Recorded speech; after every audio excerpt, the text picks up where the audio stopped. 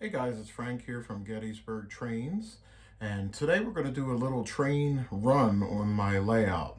Now, I want to start with the history of this layout. This layout is dedicated to my father, Frank P. Marone Sr., who gave me the legacy of model railroading.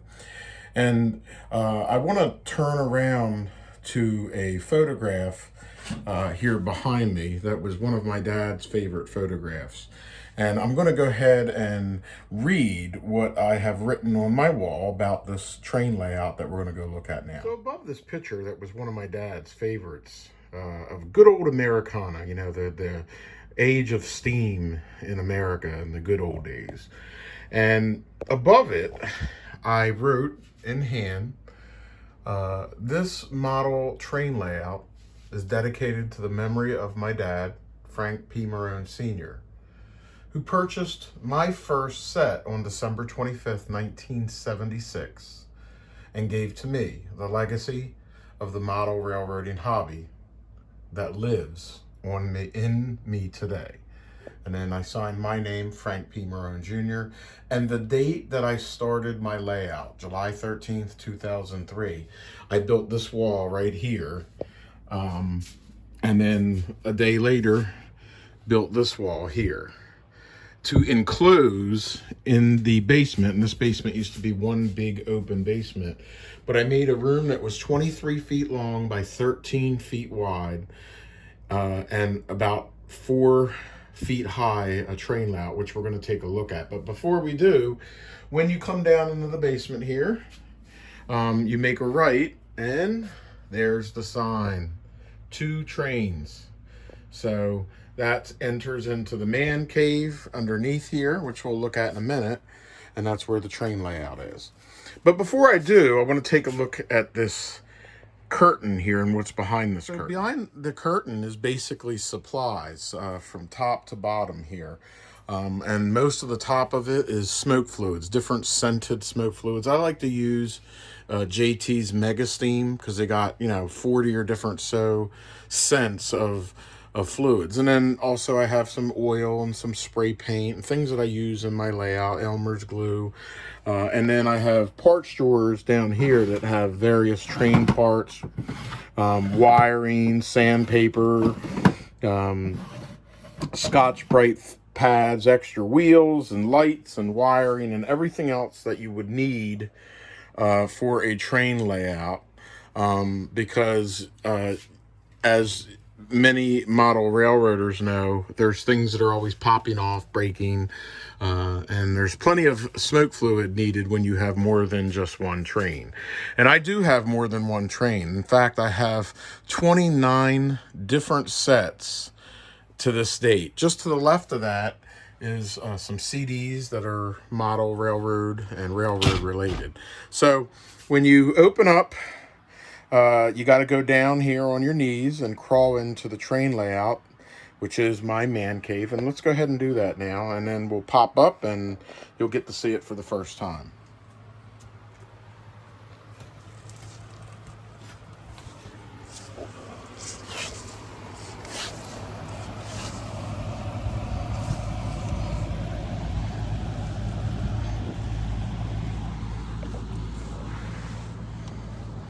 So now we're here. We're going to go ahead and we're going to pop up for the very first time. And we're going to talk a little bit about the layout and the backgrounds and things like that. And then we'll go ahead and get the trains running. You get to see everything in action.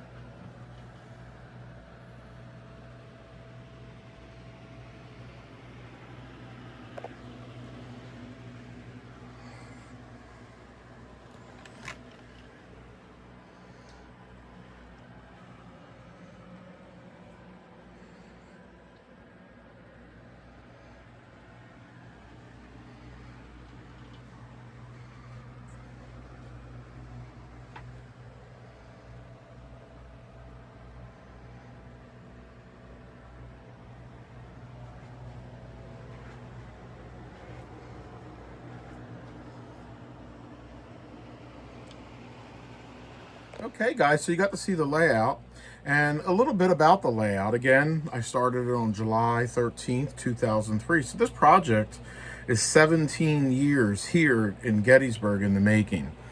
Now, as I said, the layout is 23 feet long, 13 feet wide, and currently, as of December the 11th, 2020, I have over $250,000 worth of O-gauge trains, buildings, wiring, track, etc., and all different accessories that date from 1909 to 2020. By several manufacturers of O-gauge, like Atlas, like Lionel, like Mike's Train House, and several other companies that have made either trains or buildings or accessories.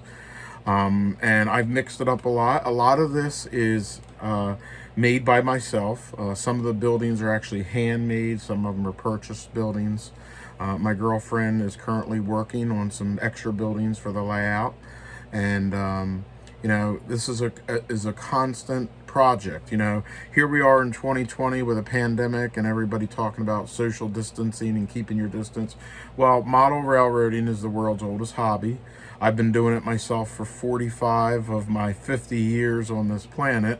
And it is a way to be down, safe, away from anything. And it's my own little world I've created down here. So let me go over the highlights of the layout and some of the features that, you know, that I think you all like to see, and then we'll run the trains. First off, we have the layout, 23 feet long, 13 feet wide.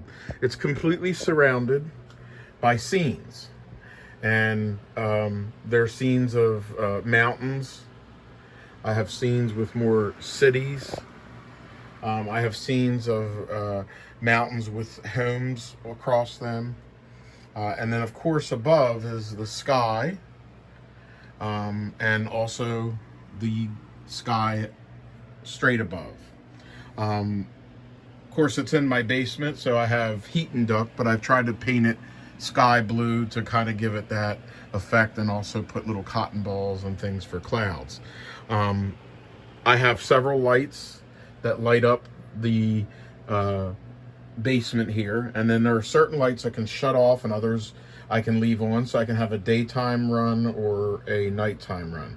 Now, most of the tracks are Lionel Fast Track. I prefer Lionel Fast Track. So a little bit about the other backgrounds that we have, and then we'll look at the city and the buildings. Not only do I have backgrounds on the walls here, okay, but I also have background noise. You know, of course, this is a town, and we'll look at the town and the buildings later, but real towns, real cities have noise, whether it's people talking, whether it's cars and motorcycles and such. So I have a Bluetooth speaker hooked up along here with an iPad, and I can generate some sounds for my background here. So in a minute, when this thing finds, you'll hear city noise. Here we go. So now you can see how this gives, before we even start running the trains, a realistic effect of being inside of a city or a town with the background noise. It also enhances the trains, because each train, and I'll go through each track, but I'll use two of them as an example. Now, each train on this track has their own separate type of train sound. So, you know, let's look at this one, for instance.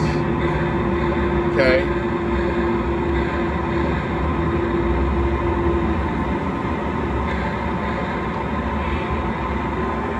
All right.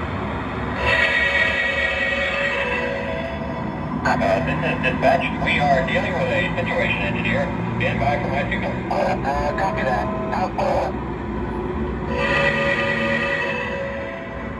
Dispatch, we are standing by for track orders. Over. Engineer, please wait for my signal. Over. Copy that, dispatch.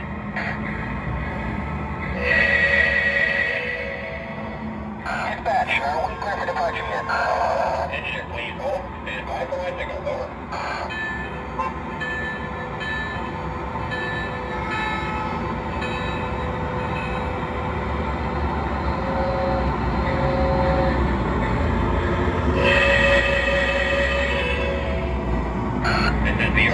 You may proceed on the outbound track.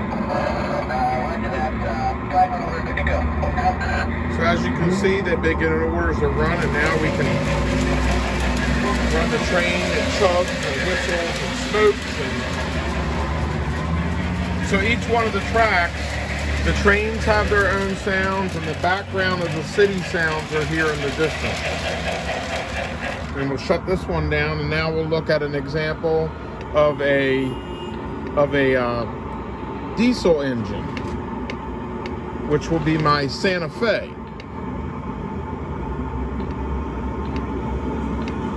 So I can power it up. You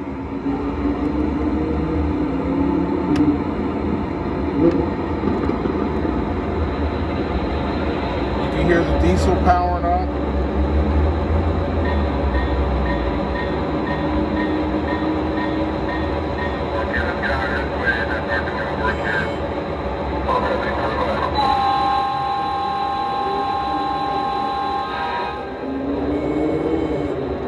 And this thing's a boy when you move it.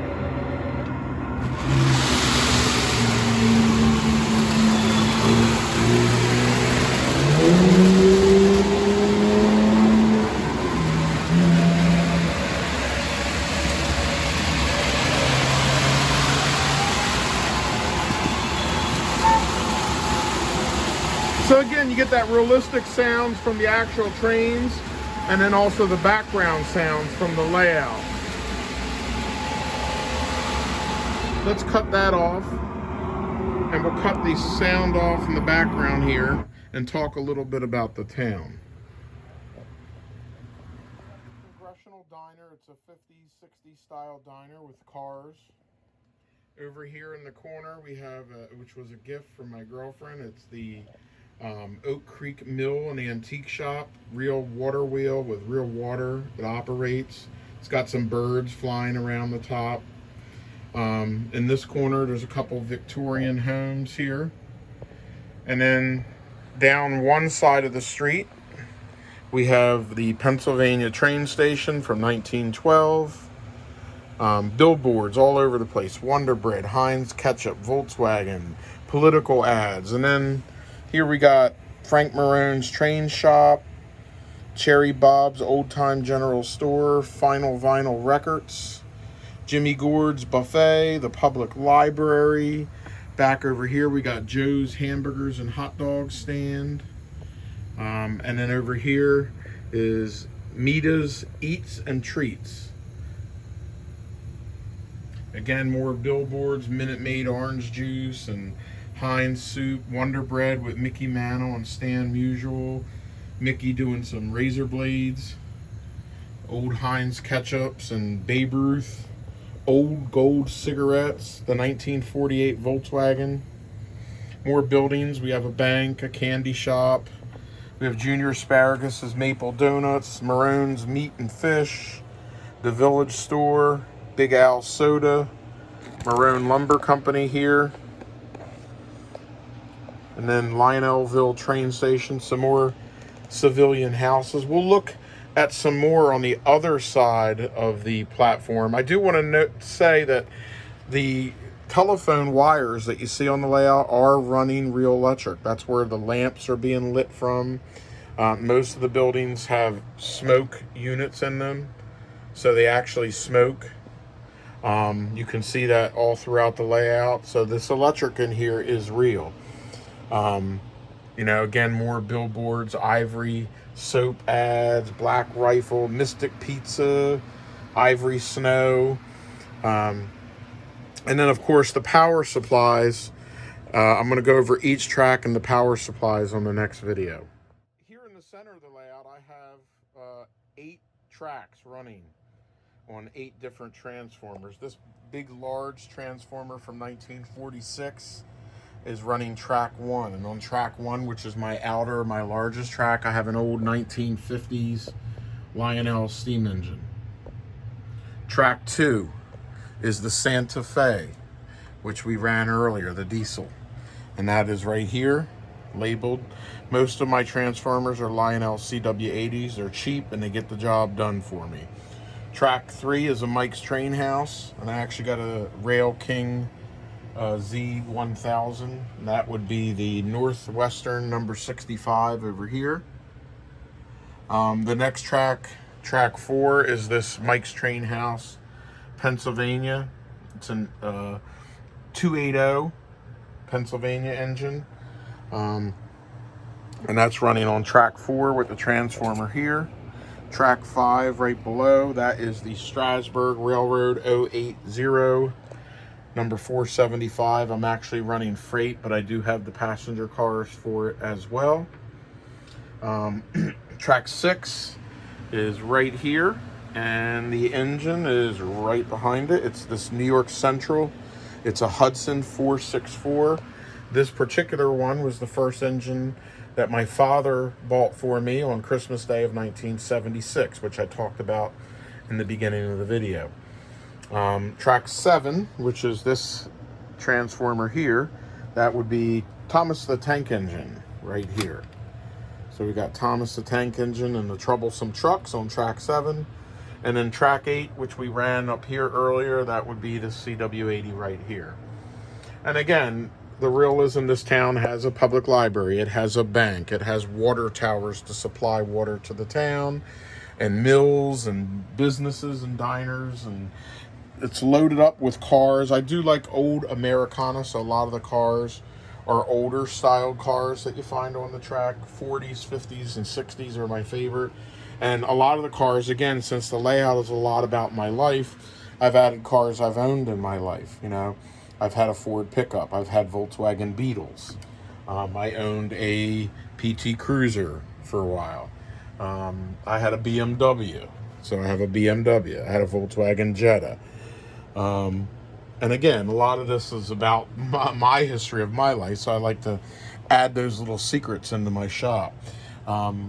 This layout has a lot of operating things, you know, Coke machines that light up, and, you know, people, different people, you know, on benches, and public benches reading the newspaper.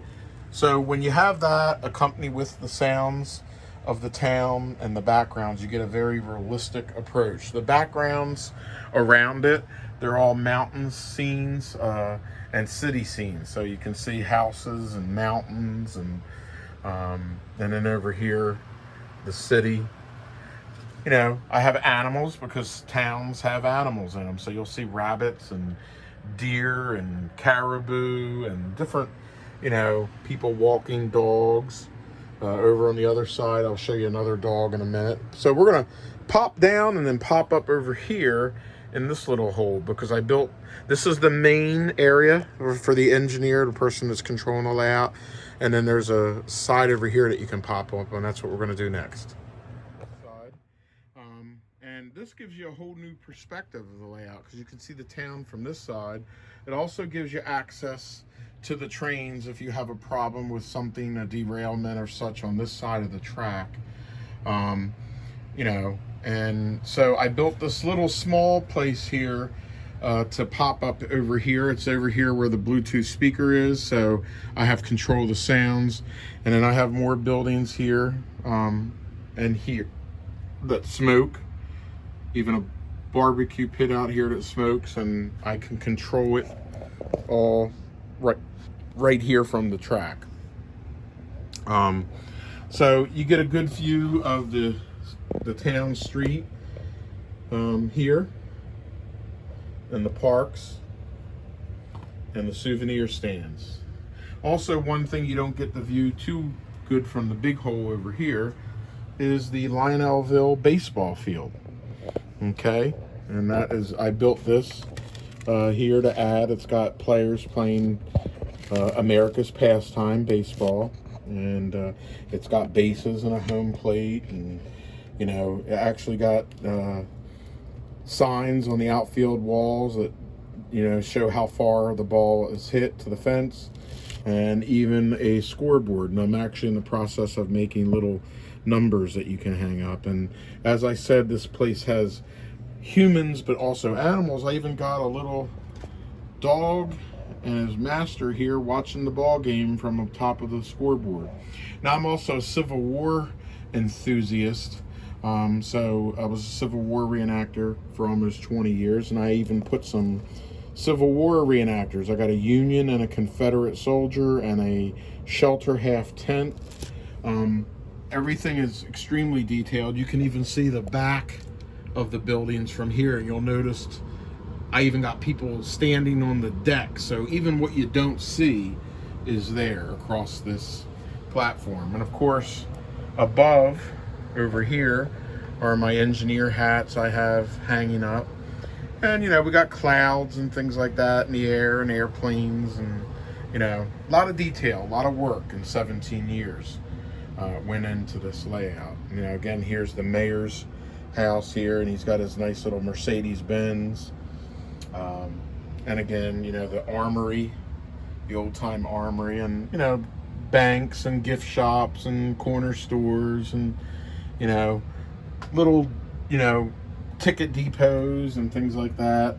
Over here is a church next to someone's house, and then of course the town cemetery, and even the gravestones have names on them. So again, we try to keep this thing as realistic. Now, some cities, towns, they have people that do graffiti, so we actually added graffiti. And again, it's about my life. I used to work for Radio Shack, and they kind of did us wrong and went out of business. So I even graffitied up the wall over here to say Radio Shack sucks. So, you know, a lot of little secrets in this layout. You know, train stations. There's another dog down here. And somebody walking their dog here. Guy on his bench reading a newspaper, and next to the bank, a businessman walking, you know. So again, more old-time ads for General Tire, Coca-Cola, Heinz, Minute Maid, orange juice, and so on, to keep the realism of this layout as much as humanly possible. So again, I hope you enjoyed the look of the layout, okay, as we see some more houses here on the outer track. And what I'm going to do next is I'm going to actually have these trains all running, and with the background noise from the Bluetooth speaker in the background, so you can get a chance to see how everything sounds mashed together. So again, thanks for watching the videos here. If you feel free to comment below on any of the videos or things that you'd like to see me add or do to this layout. It's a 17-year project here in my basement, and it's a 45-year-old collection and project in my life. So feel free to comment. Thank you.